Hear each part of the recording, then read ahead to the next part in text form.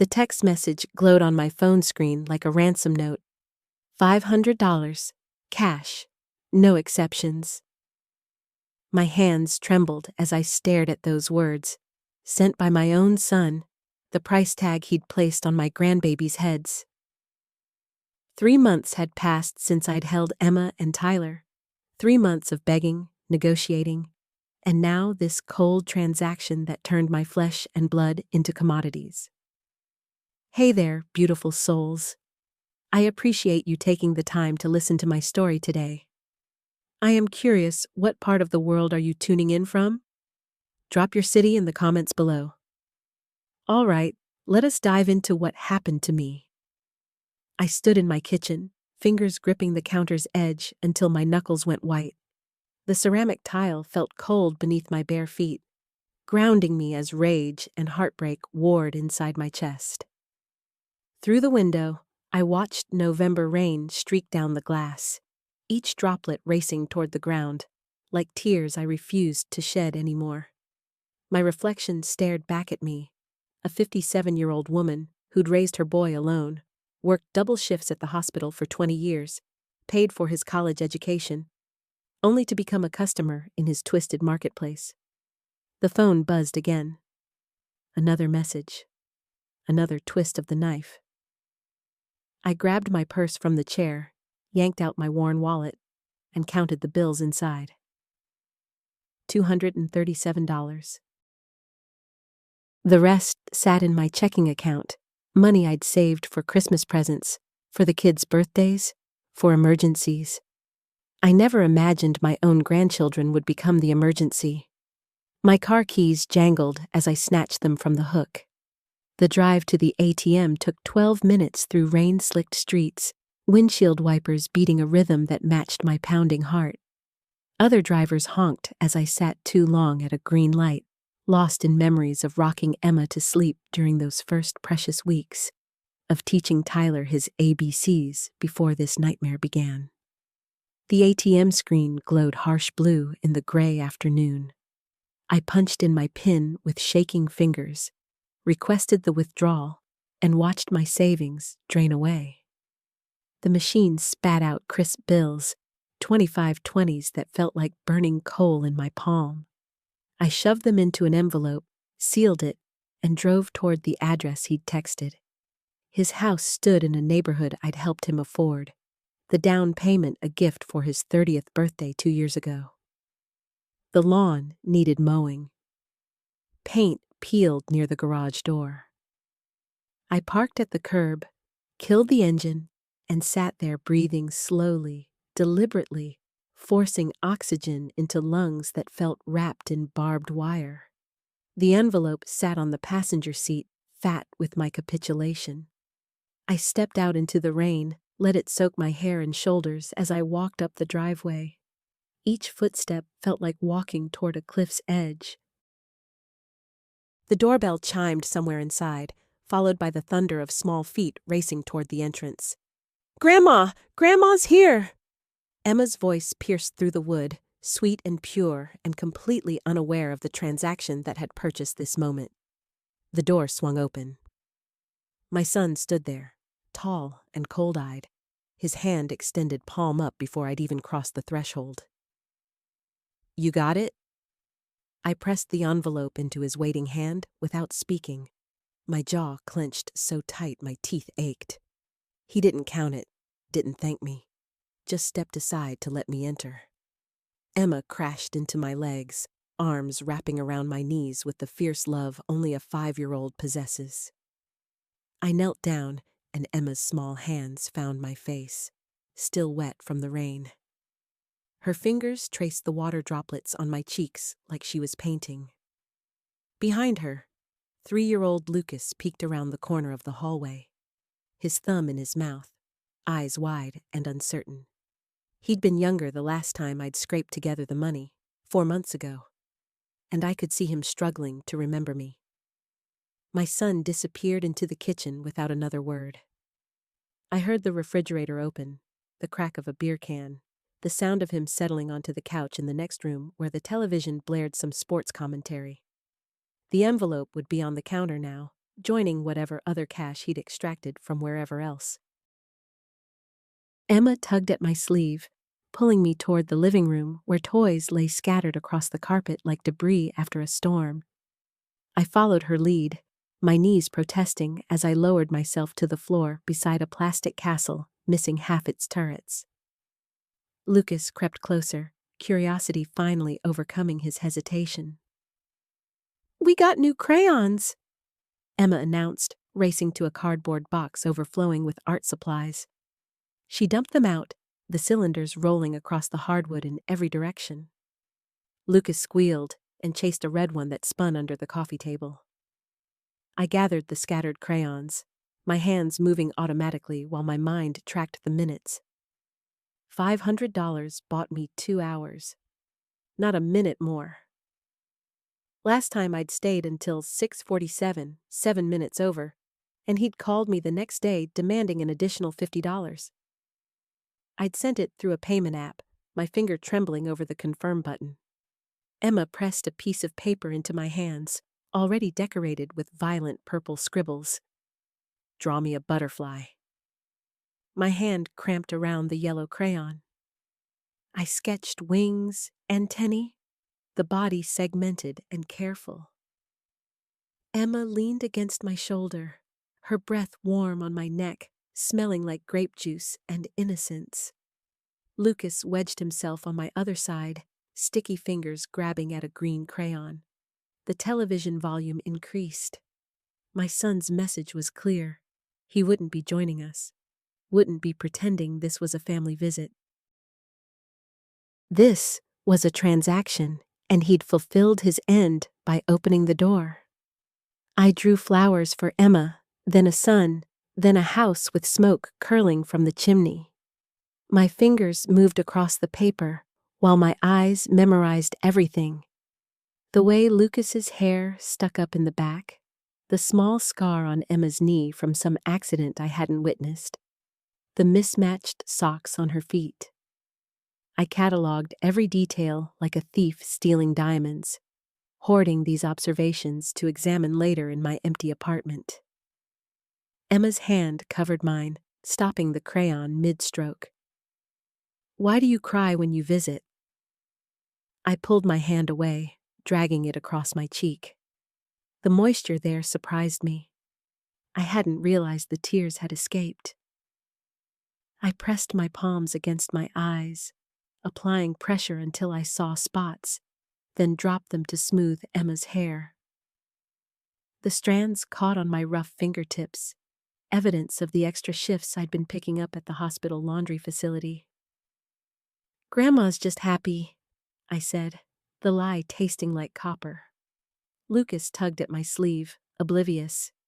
He thrust a picture book at me, spine cracked and pages dog-eared. I opened it and began reading, my voice steady despite the tightness in my throat. The story featured a family of rabbits. Mother rabbit, father rabbit, baby rabbits all together in their burrow. Safe. Free. The words blurred. I blinked hard, focusing on the illustrations instead. Emma nestled closer, her small body trusting and warm. Lucas climbed onto my lap properly now, his weight substantial, real. I memorized this too, the pressure of him against my legs, the way he smelled like detergent and childhood sweat. My phone buzzed in my purse across the room. I ignored it, turning another page. It buzzed again, then again. The sound drilled into my skull, each vibration a countdown. I glanced at the wall clock. 5:15. Still 45 minutes. The phone continued its insistent trembling. "Keep reading," Emma commanded when I paused. I read 3 more pages before the phone finally stopped. My shoulders unknotted slightly. I finished the book, then started another, Lucas selected, this one about construction vehicles. My voice grew hoarse, narrating the adventures of a determined bulldozer. The front door opened. Footsteps crossed the threshold, heels clicking on the tile entryway. A woman's voice called out, high and musical. "Anyone home?" My son appeared in the living room doorway. Behind him stood someone young, maybe 30, with sleek dark hair and designer jeans that probably cost more than my monthly electric bill. She carried shopping bags from stores I'd only seen in mall directories. "Kids, say hi to Veronica," my son said. The children scrambled off me, running to show her their drawings.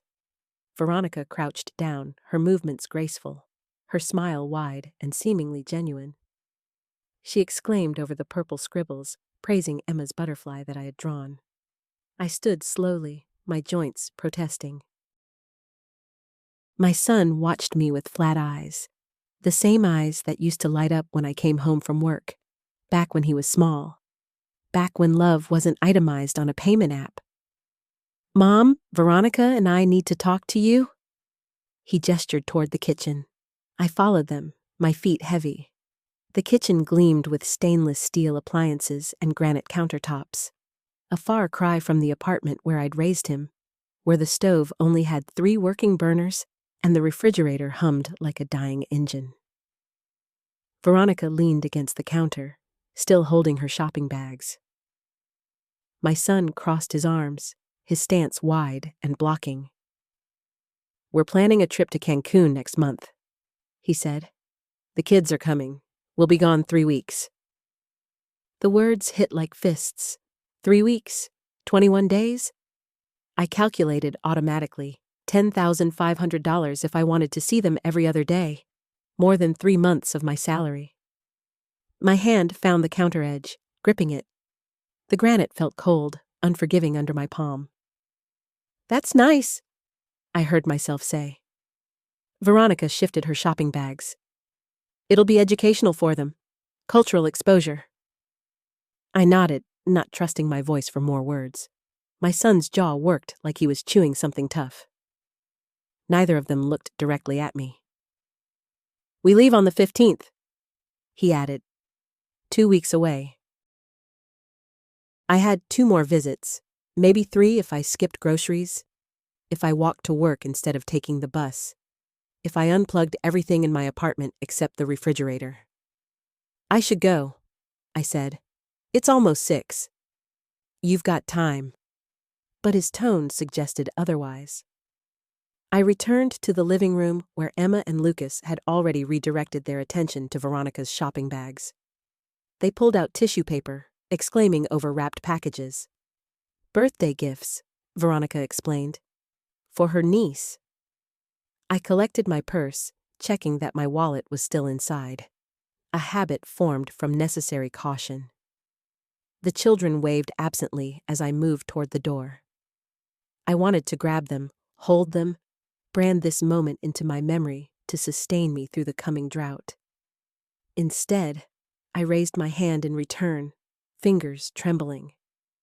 The concrete steps outside their house felt unsteady beneath my feet. I gripped the iron railing, my knuckles turning ashen against the black metal.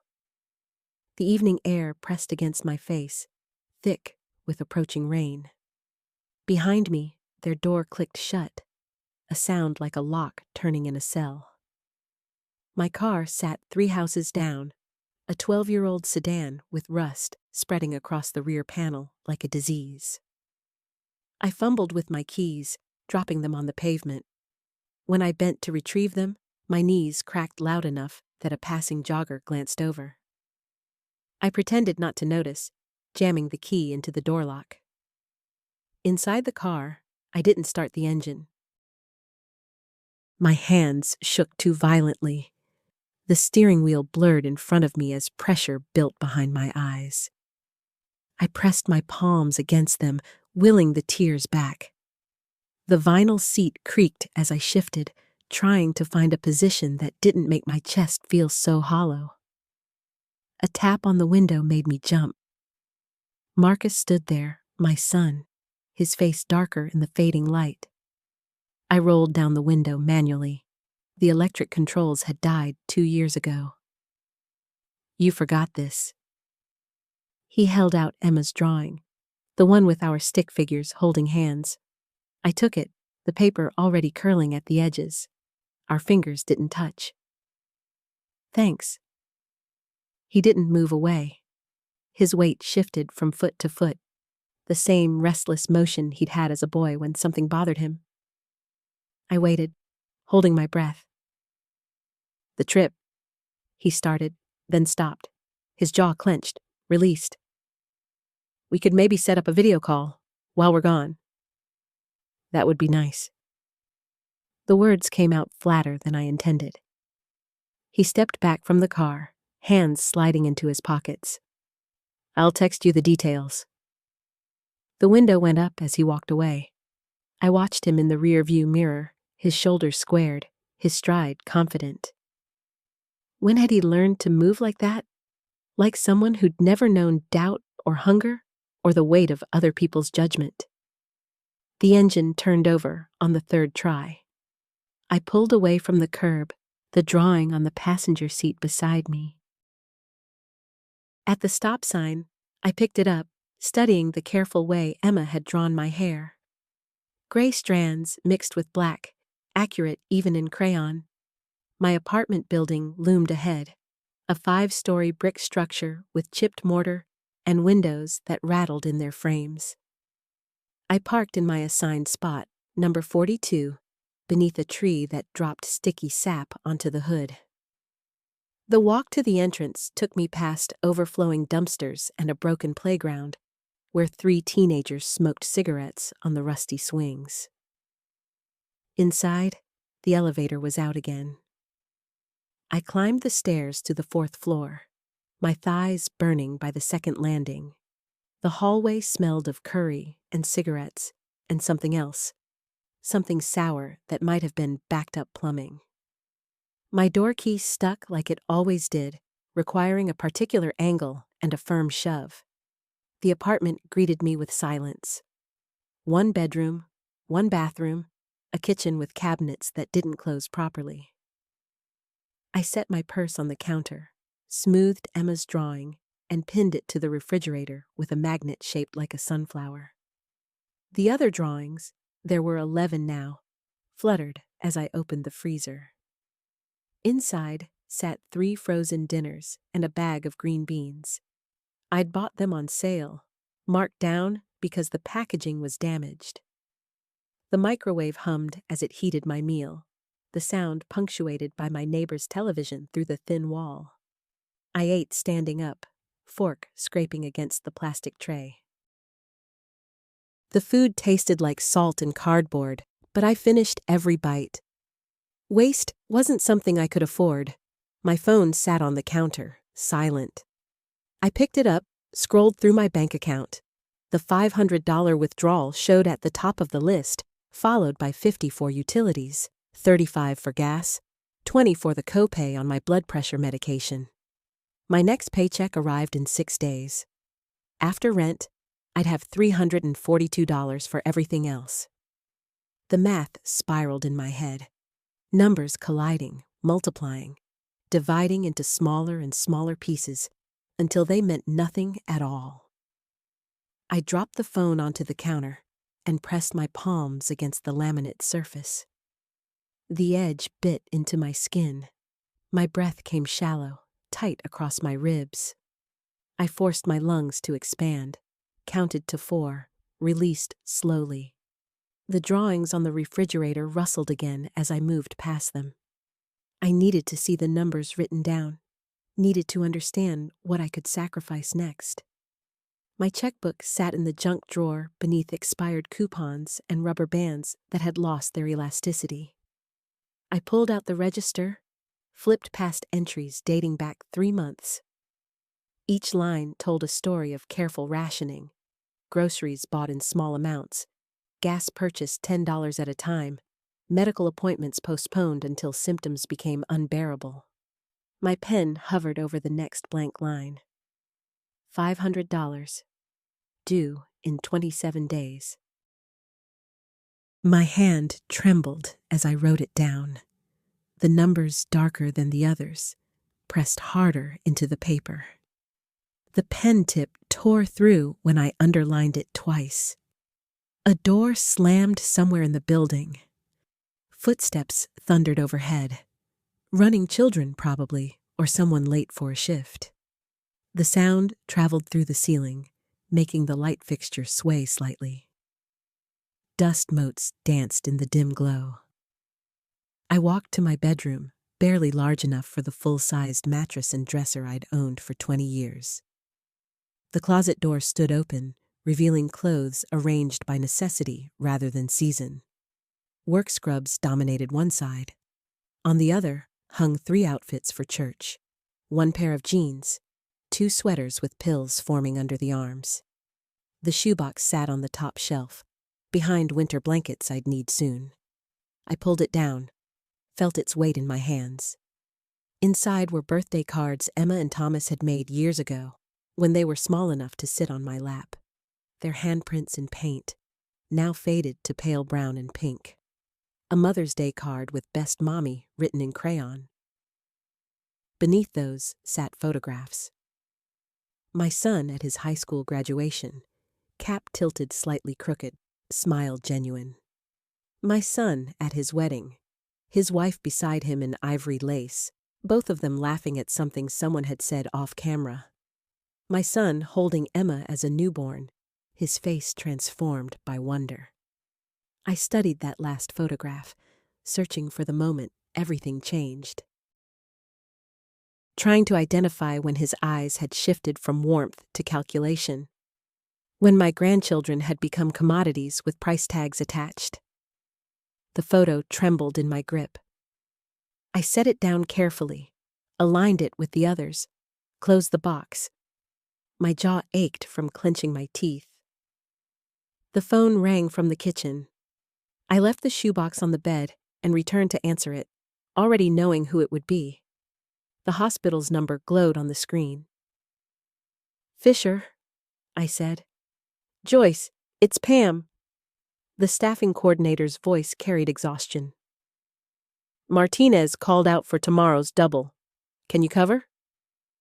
16 hours. Time and a half after 8. My lower back throbbed at the thought, but I was already calculating. $260 before taxes, maybe $200 after. "Yes." "You're a lifesaver. Clock in at 6. She disconnected before I could respond. I set the phone down and stared at my reflection in the darkened window above the sink. The woman looking back had gray streaking through her hair at the temples, lines carved deep around her mouth, shoulders that curved forward from years of bending over patients. I looked 57. I felt 70. The coffee maker needed to be prepared for 4:30 in the morning. I measured grounds into the filter, filled the reservoir with tap water that smelled faintly of chlorine. My hands moved through the routine automatically while my mind spun ahead to the shift, the lifting, the walking, the constant demands that would leave me hollow and aching. But $200 closer to seeing Emma and Thomas again. I turned off the kitchen light and stood in the darkness.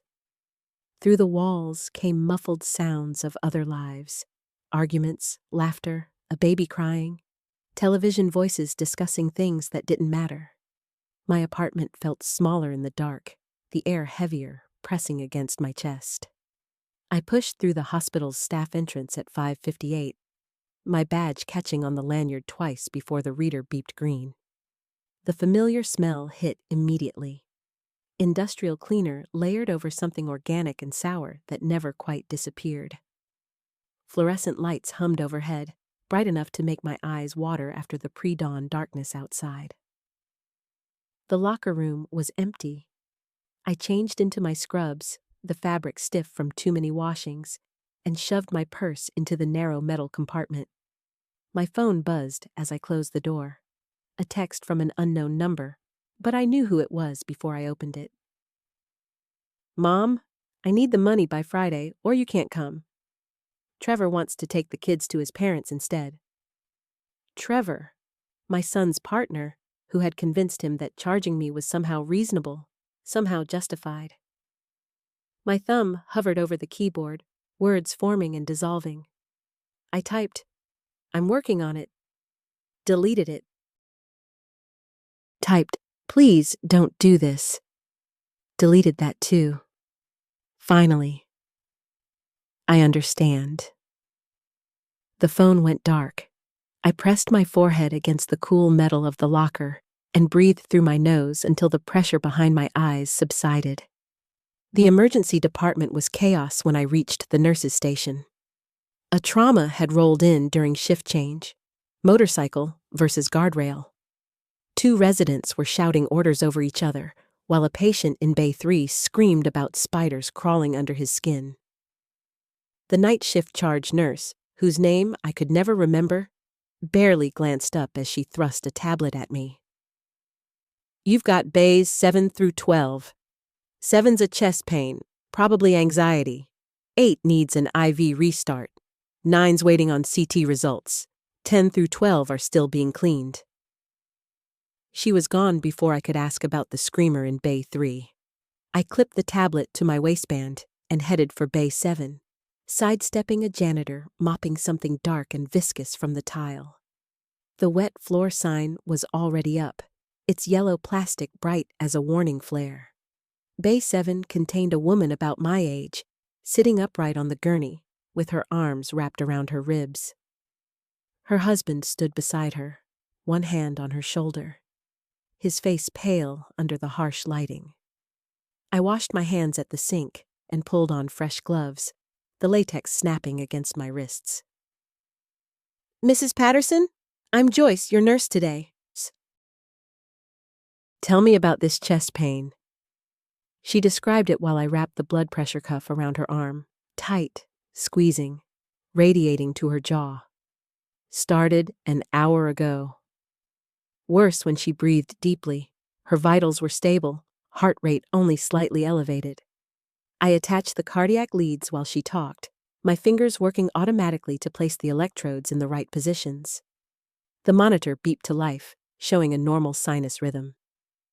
"The doctor will be in shortly," I said, already backing toward the curtain. "Try to stay calm. Your heart looks good so far." Bay 8 was worse. The patient was a construction worker with a hand infection. The IV in his left arm infiltrated, fluid pooling under the skin in a grotesque bubble. He sat rigid on the gurney, jaw clenched, as I peeled away the tape. "This is going to hurt," I said. He nodded once. I pulled the catheter free and pressed gauze against the site. Blood welled up, bright red, soaking through the white material. His arm was hot under my fingers, the skin around the insertion point angry and swollen. I'd need to find a new vein, start over, and he was already dehydrated from 2 days of fever. The veins in his right arm were flat, barely visible under the tattoos covering his forearm. "Make a fist for me." I tied the tourniquet above his elbow and tapped the antecubital area, searching for anything usable. A thin blue line appeared, thread-like and fragile. Not ideal, but it would have to work. I cleaned the site with alcohol, the sharp smell cutting through the bay's stale air. He turned his head away as I uncapped the needle. The vein blew on first attempt. He grunted, but didn't pull away as blood trickled down toward his wrist. I grabbed fresh gauze and applied pressure, my jaw tight with frustration. Behind me, someone was calling for help with a bedpan. An alarm shrilled from another bay, then went silent. "I'm sorry," I said. "One more try, different spot." His forearm offered nothing. I moved to his hand, palpating the thin veins running across the bones. They felt like threads under tissue paper.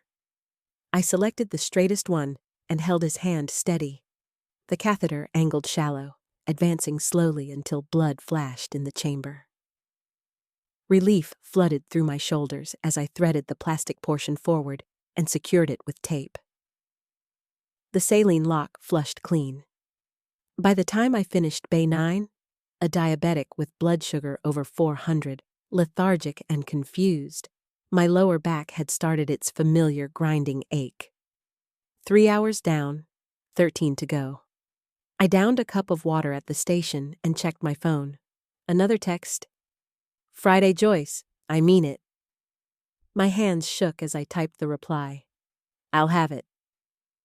I stepped through the entrance of First National Bank at 11:30 Friday morning, my purse heavy against my hip. The lobby stretched before me, all polished marble and recessed lighting that made everything feel cold and sterile. 3 customers stood in line ahead of me, and I watched their shoulders, their briefcases, their casual Friday clothes, wondering if any of them were here to empty their savings to buy time with family. The teller who called me forward wore a name tag that read Stephanie. She smiled professionally as I slid the withdrawal slip across the counter, but her expression shifted when she read the amount. $500. Cash. Just a moment, please. She disappeared through a door behind the counter. My fingers drummed against the marble surface, each tap echoing the pulse in my temples. Through the tall windows, I could see the parking lot, the oak trees lining the street, the ordinary Friday traffic passing by. Everything normal except what I was doing. Stephanie returned with a manager, a thin man in a gray suit whose eyes assessed me quickly before he spoke. Ms. Fisher, this is a substantial cash withdrawal. For security purposes, may I ask the purpose? Personal matter. I understand, but we like to ensure our customers aren't under any duress. Have you been contacted by anyone requesting? It's for my son. The words scraped out harder than intended. Family business. He studied me for 3 more seconds, then nodded to Stephanie. She counted out the bills slowly, 20s and 50s, her fingers precise against the paper. I watched each one stack higher, calculating the hours worked, the double shifts, the skipped lunches. 25 bills, 26, 27. The envelope she provided felt obscene in its thinness. All that work compressed into paper I could fold twice. I tucked it deep into my purse and walked out without counting it myself. The drive to Marcus's house took 40 minutes through midday traffic. My hands gripped the steering wheel tight enough that my knuckles went pale. Twice, I nearly turned around. The third time, I was already on his street, the 2-story colonial with the perfect lawn coming into view. His Mercedes sat in the driveway beside a newer sedan I didn't recognize. I parked on the street and sat there, engine ticking as it cooled. Through the large front window, I could see movement inside. Small shapes darting past. My chest constricted hard enough to make breathing difficult. The front door opened before I reached it.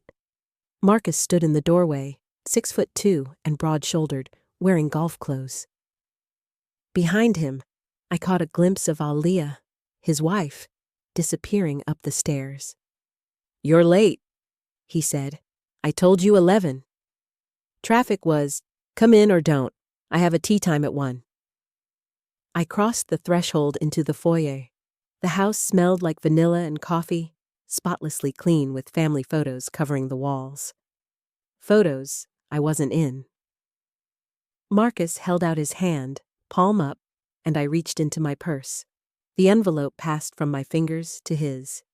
He opened it right there, counting quickly, lips moving slightly with each bill. My throat burned watching him. "Kids are in the playroom," he said, tucking the money into his golf shirt pocket. "You've got until 12:30. Aaliyah's leaving for errands at noon, so keep it down." He brushed past me toward the kitchen. I stood frozen for a moment, then moved toward the sound of children's voices down the hall. The playroom door was open, revealing a space filled with toys, books, and afternoon sunlight streaming through bay windows. 2 small bodies looked up as I entered. Caleb, 5 years old with Marcus's dark eyes. Emma, 3, with her mother's dimples. They stared at me like I was a stranger. "Hi, babies," I whispered, dropping to my knees on the carpet. "It's Grandma." Emma's face scrunched in confusion. Caleb's hand tightened around the toy truck he'd been pushing. Neither moved toward me. The space between us, maybe 8 feet, felt infinite. I reached into my purse again and pulled out the small, wrapped packages I'd brought. A puzzle book for Caleb. A stuffed bunny for Emma. They remained motionless as I set the gifts on the floor between us. "I brought you something," I said, my voice cracking on the last word. Caleb glanced toward the doorway, then back at the packages. Slowly, he crawled forward and picked up the wrapped book. Emma watched him before reaching for the bunny with tentative fingers. They opened them without speaking, without looking at me.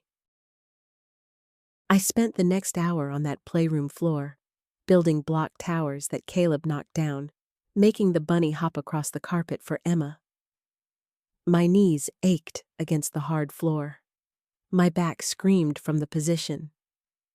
Neither child said more than a handful of words. When Emma finally laughed at something, the bunny falling off a block tower, the sound hit me like a physical blow. Marcus appeared in the doorway at 12:28. "Time's up." "Just a few more?" "Now, Joyce." I stood slowly, joints protesting. Emma had already lost interest in me, focused on the bunny. Caleb was back to his trucks. I bent and kissed the top of each small head quickly before Marcus could stop me. Emma pulled away. Caleb didn't react at all. The walk back to the front door felt longer than the 40-minute drive. Marcus held it open, one hand on the knob, the other in his pocket where my money was. $500 for 90 minutes. $500 to be tolerated in the same room as my grandchildren. "Next time," I started. 2 weeks, he interrupted. "Same price. Text first." The door closed before I reached my car. I sat in the driver's seat without starting the engine, staring at the house through tears that wouldn't stop coming. My chest heaved with silent sobs that made my ribs ache. $500 gone. In 2 weeks, I'd need another 500. My phone buzzed. A text from the hospital. Mandatory overtime Sunday night. Double shift, available Tuesday.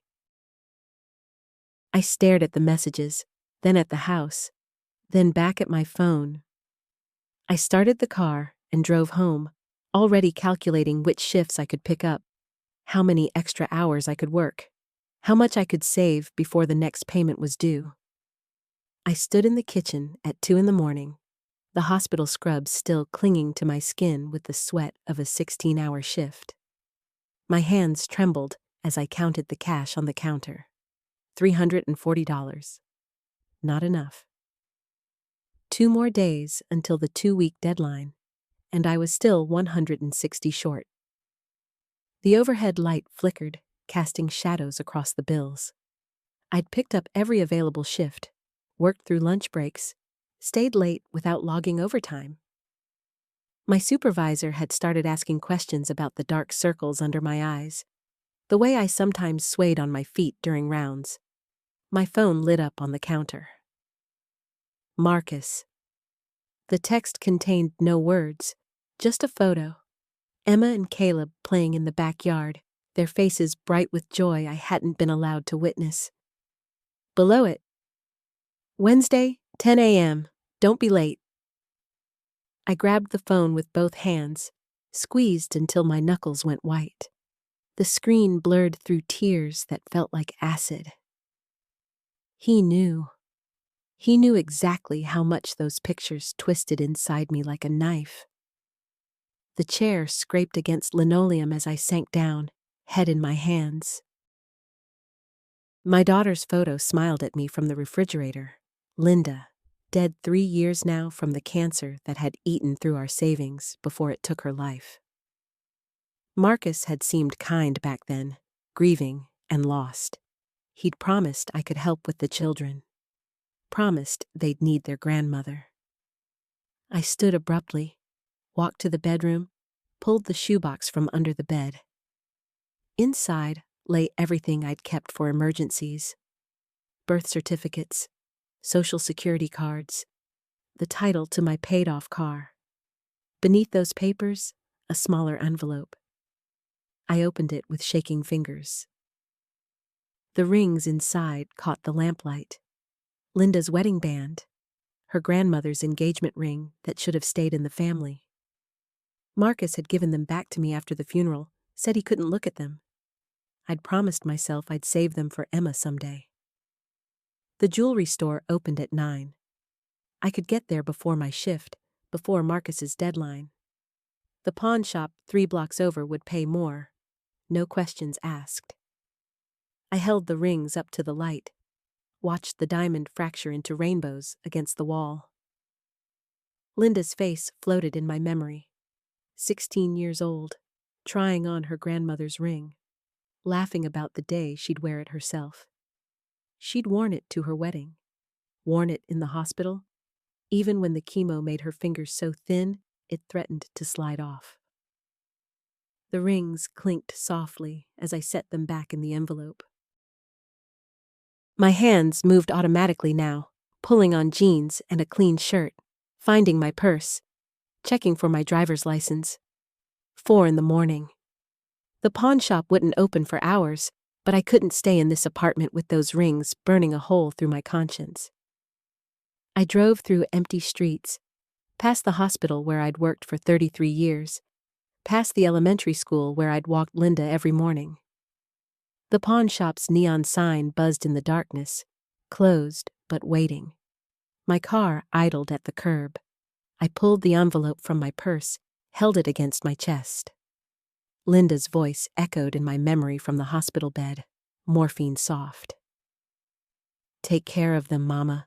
Don't let them forget me." The steering wheel dug into my forehead as I leaned forward, shoulders shaking. Every breath felt like drowning. $500. $500 every 2 weeks to watch my grandchildren flinch away from my touch, to see Emma's eyes go blank when I walked in, to hear Caleb's silence stretch like an endless void. The sun started rising, painting the pawn shop's grimy windows gold. I watched the light spread, watched the city wake up around me. A jogger passed. A delivery truck rumbled by. Normal people living normal lives where love didn't come with a price tag. My phone buzzed. Marcus again. "Bring cash." Something inside me cracked. Not broke. I'd been breaking for months now, piece by piece with every payment. This was different. This was the sound of the last piece settling into a new configuration, sharp edges finding their places. I put the envelope back in my purse, started the car, drove past the pawn shop without stopping, headed toward the highway instead. My foot pressed harder on the accelerator, pushing past the speed limit, past the exit to Marcus's neighborhood. The rings stayed in my purse. The money stayed uncounted on my kitchen counter. The law office didn't open until 8, but I waited in the parking lot, watching lawyers arrive with their briefcases and coffee cups. I'd looked up grandparents' rights at the hospital library between shifts, printed pages I'd hidden in my locker. The consultation would cost $200. More money I didn't have, but it wouldn't cost Linda's rings. Story block 9 to 10. The lawyer's office smelled like furniture polish and old paper. I sat in the waiting room, digging my thumbnail into the armrest's leather until it left a crescent mark. A receptionist typed somewhere behind frosted glass. The sound echoed like gunshots in my skull. My shift at the hospital didn't start until 3. Plenty of time to destroy whatever remained of my relationship with my son. Plenty of time to make this official, legal, irrevocable. The door opened.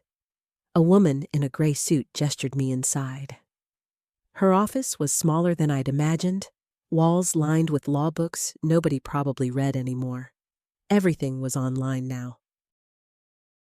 Everything was documented, archived, turned into evidence. I pulled out the printed pages from my purse. My hands shook so badly the papers rattled. The lawyer, her nameplate read Sarah Chen, took them gently, smoothing them flat on her desk. "Tell me what's happening," she said. The words stuck in my throat. I stared at the degrees on her wall, the professional photos of people shaking hands, the neat stack of business cards by her elbow. Normal office things, normal life things. "My son charges me to see my grandchildren." The sentence came out flat, dead. $500 every 2 weeks. Sarah's pen stopped moving. She looked up, face carefully neutral in that lawyer way. Professional mask firmly in place. I kept talking, the words spilling faster now. Told her about Emma, 6 years old, who used to dance around my kitchen. About Caleb, 4, who'd called me Gamma because he couldn't quite manage the R sound. About Marcus's text messages, always the same. About the money orders, the brief visits, the way my grandchildren had become strangers who lived in my son's house. Sarah took notes. Her pen scratched across yellow legal paper, filling lines with shorthand I couldn't read. Documentation, evidence. The building blocks of a court case that would cement the rupture between us. "Do you have the text messages?" she asked. I handed over my phone. Watched her scroll through months of demands, threats disguised as boundaries. My desperate responses begging for more time, for mercy, for some acknowledgement that this was wrong. She photographed each message with her own phone. The flash lit up Marcus's words, harsh and clinical in the camera's eye. Proof, ammunition.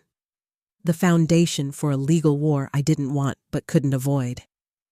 "This is financial exploitation," Sarah said, "and potentially parental alienation of the grandchildren." The legal terms felt wrong. Too clean, too official for the messy reality of my son's hatred and my grandchildren's confusion. Sarah explained the process. File a petition, serve Marcus with papers, court dates, possible mediation.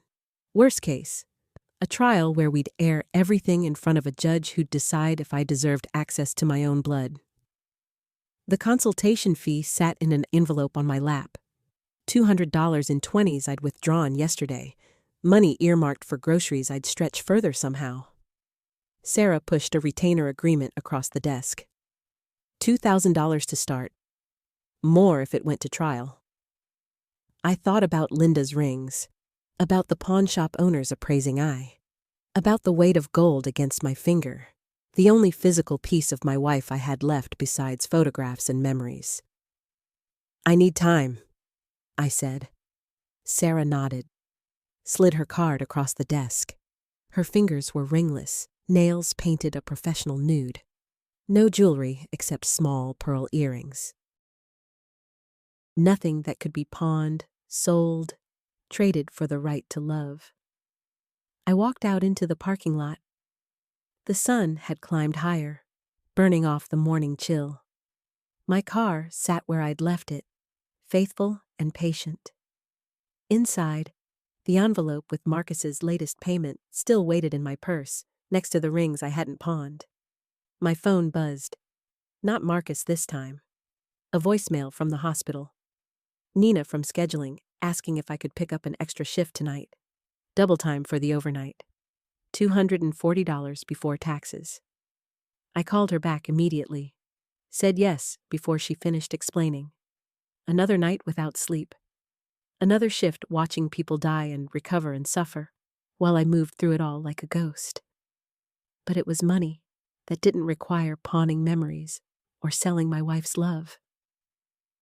The law office disappeared in my rearview mirror. I drove toward home, past the pawn shop again. The rings stayed on my finger. The lawyer's card went into my wallet, tucked behind my hospital ID. Ready, waiting. At home, I counted the money on my kitchen counter again. The $500 for Marcus. The $200 for Sarah's consultation. The cash I'd managed to scrape together from extra shifts and skipped meals. Not enough. Never enough. I picked up my phone, stared at Marcus's last text. "Bring cash." My fingers moved across the screen, typing and deleting, typing and deleting. Finally, I wrote, "No." One word, 2 letters, the smallest rebellion. I pressed send before I could reconsider, then immediately turned off my phone. Couldn't bear to see his response. Couldn't handle the threats or ultimatums or cold justifications. The silence in my house felt different now. Not empty, charged. Waiting. Untitled. Storyblock 10/10. 6 months later, I wake to sunlight streaming through curtains that don't need replacing anymore. The apartment is smaller than my old house, but the walls hold no ghosts. No memories of failed negotiations or humiliating payments. Just clean white paint and secondhand furniture I chose myself. My phone sits on the nightstand, silent.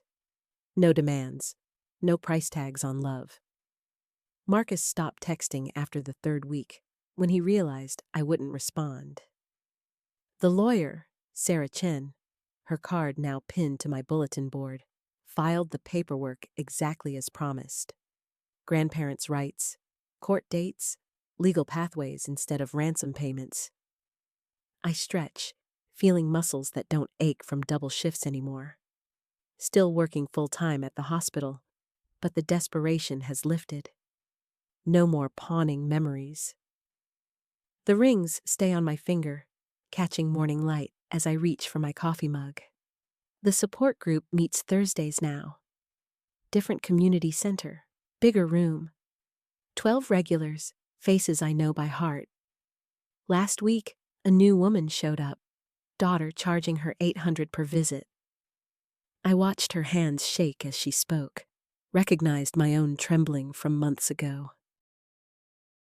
After the meeting, I gave her Sarah's card, told her there were options beyond payment. My kitchen table holds a new ritual.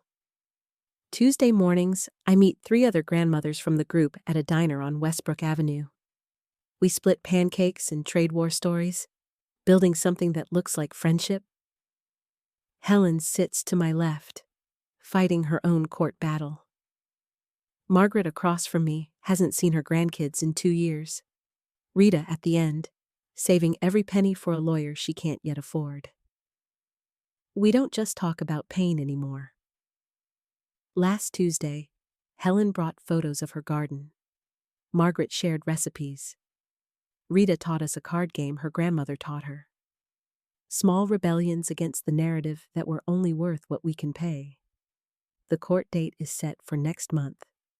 Sarah says we have a strong case. Documentation of extortion, text messages demanding payment, witnesses from the support group willing to testify about the pattern. No guarantees, but possibility instead of certainty of loss. I walk to work most days now, saving gas money and rebuilding strength in my legs. The route takes me past the pawn shop. Sometimes I glance at the window, remembering the desperation that drove me there. The owner nods when he sees me passing. Never asks me to come inside. At the hospital, I move through my shifts differently.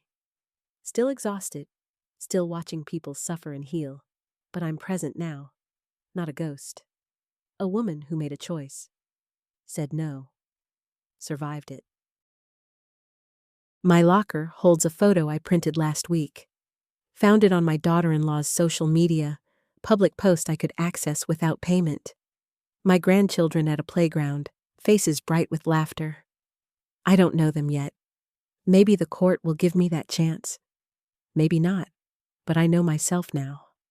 Know what I won't sacrifice. Won't trade dignity for access. Won't let love become a transaction. The support group is starting a fundraiser, pool resources, help members afford legal representation. My idea, but everyone jumped in.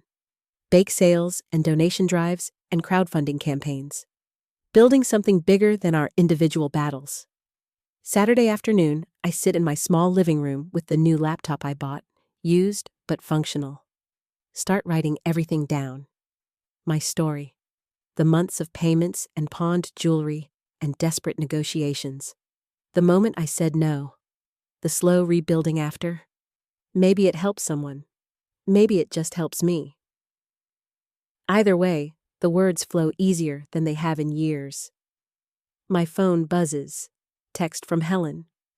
Picture of her granddaughter. First supervised visit approved by the court. The child's face is cautious but smiling. Helen's message underneath. She remembered me. I send back a heart emoji, feeling my own heart expand. Evening falls, and I cook dinner for one. Simple pasta, vegetables from the farmer's market. No skipped meals to save money, no calculations about what I can afford to lose next. The future stretches uncertain, but mine. Court battles and legal fees and no promises of victory. But also, mornings without dread.